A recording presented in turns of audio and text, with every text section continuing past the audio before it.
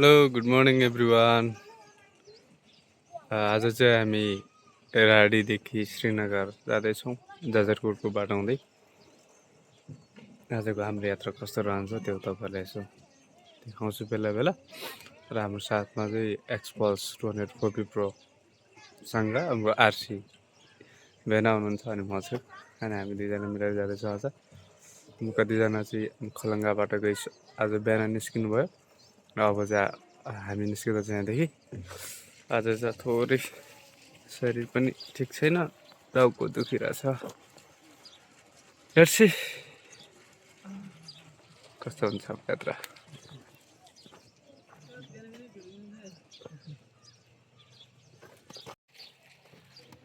यो हो हाम्रो एक्सपल्स 240 प्रो अनि अहिले चाहिँ उहाँ चाहिँ एकदम बिजी हुनुहुन्छ फोनमा अनि चाहिँ बाइकमा नै जान्छ। ल साथीहरू अब चाहिँ हामी हिँडिसकेका छौँ यहाँदेखि गाडीबाट। ल साथीहरू कि जय साथीहरू ल साथीहरू कि जय साथीहरू साथीहरू अरे जय साथीहरू चाहिँ नभनौँ। जय साथी। यति स्पिड गयो त ठिकै हो, अनि योभन्दा ओभर गयो भने तैँले आँखाबाट आँखाहरू भएर आउँछ यार। ल राडीको पुल पुल पुल हेलो गुड मर्निङ सर। बोल्न चाहते हैं आप? हेलो दाजु नमस्ते, हामी सल्यान। हामी सल्यान जाने तारा बोस ल दाइ मार्क्स छन् मार्क्स ल बस। यति बेला चाहिँ हामी अब राडीबाट चाहिँ निस्किसकेका छौँ पुरा सेटअपमा। अनि अब यहाँदेखि चाहिँ मैले आफूले चलाइराखेको छु यो बाइक चाहिँ। अलिकति हाइटले गर्दाखेरि चाहिँ रोकिएको बेलामा चढ्न र गुडाउन चाहिँ लास्टै गाह्रो। अलिकति हाइट प्रब्लम छ नि त। मेरो हाइट झन्डै 160 सेन्टिमिटर अराउन्ड होला। तर यो बाइक त मभन्दा निकै अग्लो छ। अलिकति खुट्टाले कन्ट्रोल गर्नु पनि निकै गाह्रो भयो।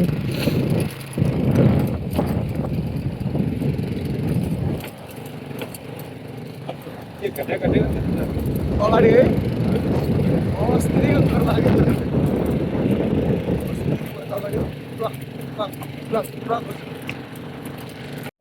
साथीहरू भिडियो चाहिँ अलिकति लामो होला, तर जस हेरेर साथीमा होला।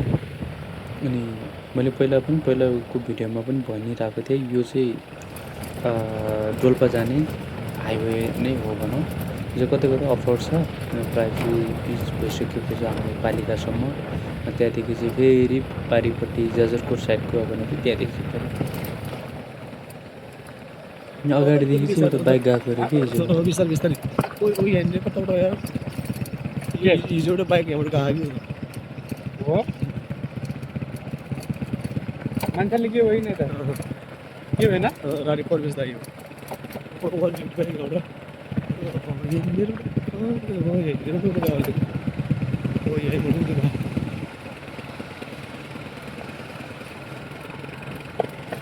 बाइक त झुक्दै गएर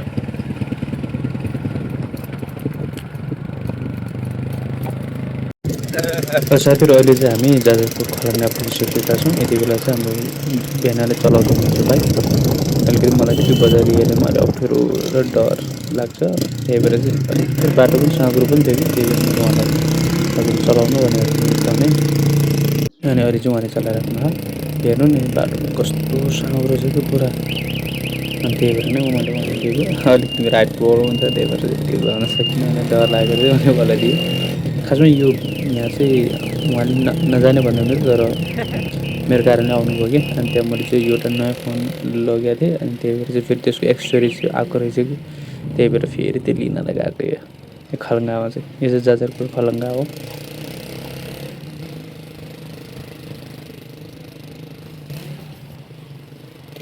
फाइनली यो पुग्यो। अनि मैले लगेको फोन चाहिँ यही नै हो कि। अनि यसमा चाहिँ एउटा इयरबड आएको रहेछ। अनि फेरि यही फोनले नै फेरि बनाएको भिडियो यो चाहिँ। अब चाहिँ हामी निस्किसकेका छौँ कि अब चाहिँ हामी अगाडि गएर चाहिँ फेरामा गएर हामी नास्ता खान्छौँ अनि नास्ता खाँदै गर्दा तपाईँहरूसँग भेट्छु है त।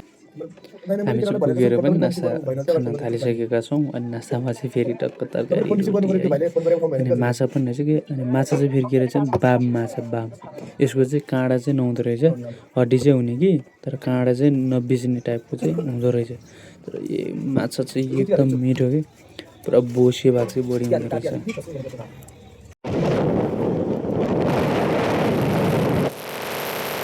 यति बेला चाहिँ हामी नास्ता खाएर हामी हिँडिसकेका छौँ।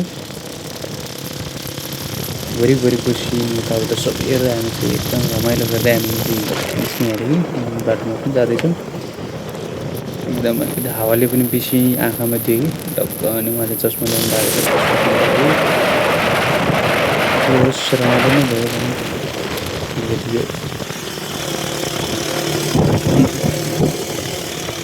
हामी चाहिँ श्रीनगर जानको लागि चाहिँ हामी जाजरकोट खनादेखि निस्केका थियौँ। अहिले चाहिँ हामी बालुवा सङ्ग्रहालयदेखि चाहिँ यता लेफ्ट साइडभित्र चाहिँ माथि उकालोतिर लाग्यौँ। कुपिन्डे जाने बाटो हुँदै जाँदैछौँ कि अहिले चाहिँ। अनि यो बाटो चाहिँ कतै कतै अफरोड पनि रहेछ। हामीले अफरोडमा पनि इन्जोय गर्दै हामी अगाडि बढ्यौँ।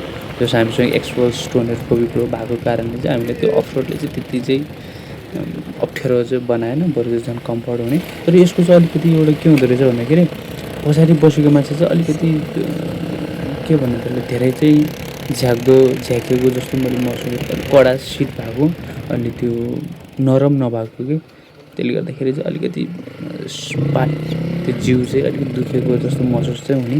शरीर चाहिँ छिट्टै कम्मरको भाग चाहिँ अलिकति दुख्ने कि धेरै छिटो। अनि त्यही भएर चाहिँ अलिकति जस एभरेजमा राम्रो हुँदो रहेछ। अफरोडमा चाहिँ अलिकति यसलाई चाहिँ खाल्डो खुल्ली भएको पनि त्यति खासो मतलब नहुने क्या त्यस्तो चाहिँ हुँदैन कि। अनि जस हामी अलिकति झन् अब यहाँभन्दा अगाडि चाहिँ अलिकति झन् अफरोड रहेछ कि उकालोमा। अनि तपाईँले पनि अघि देख्न सक्नुहुन्छ यसमा।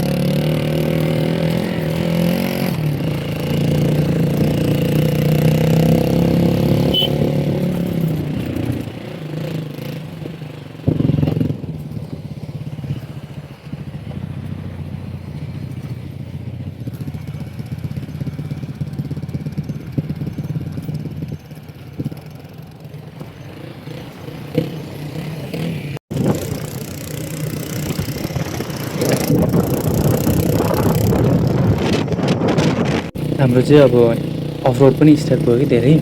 अनि बिचमा आएर चाहिँ मैले फेरि क्लिप बनाउँदै तपाईँले देखाइरहेको छु कि छोटो छोटो गरेर। हेर्नु न अफरोड चाहिँ यस्तो अफरोड छ।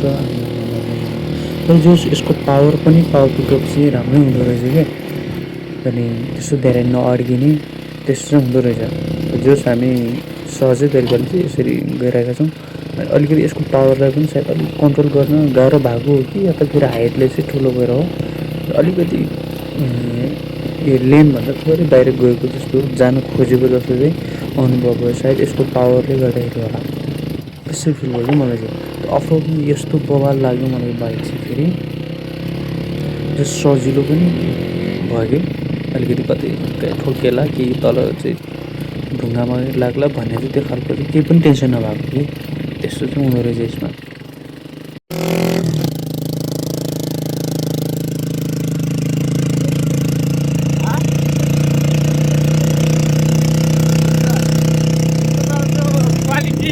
अलिक कम हुँदो रहेछ। अब हामी फेरि यति बेला चाहिँ मैले चलाइराखेको छु कि अनि उहाँलाई पनि अलिक गाह्रो गरेँ। अब हामी झन्डै पुगिसकेका छौँ। अब तपाईँहरू चाहिँ एकैचोटि त्यहीँ गएर भेट्छ है त। झन्डै हामी पुग्दाखेरि चाहिँ सबै यताउता मिलिसकेको रहेछ। अब हामी उद्घाटनको यो सङ्गीत सुरु हुँदैछ कि त्यही नै हो साथीहरू। जस अहिलेसम्म हेरिदिनु भयो धेरै धेरै धन्यवाद। अनि यदि तपाईँहरू चाहिँ मेरो युट्युब च्यानलमा नयाँ हुनुहुन्छ भने मेरो युट्युब च्यानल युहान बोगरा एन्डा यो युट्युब च्यानललाई सब्सक्राइब गरिदिनु होला र कोही साथीहरूलाई पनि यदि मन पऱ्यो सेयर गरिदिनु होला। धन्यवाद, थ्याङ्क यू।